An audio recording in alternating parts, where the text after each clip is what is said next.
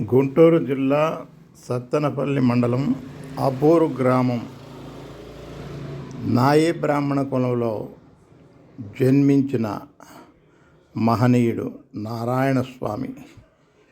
నారాయణస్వామి చిన్ననాటి నుండి భగవద్భక్తి తప్ప ఏమీ ఆలోచించలేదు. పాపి కొండల్లో రెండు చేతులు జోడించి ఘోర తపస్సు చేసి ఆ లక్ష్మీనారాయణుల అనుగ్రహం పొంది తిరిగి గ్రామం చేరి ఆ లక్ష్మీనారాయణులను కొలుస్తూనే తన శేష జీవితం గడిపారు.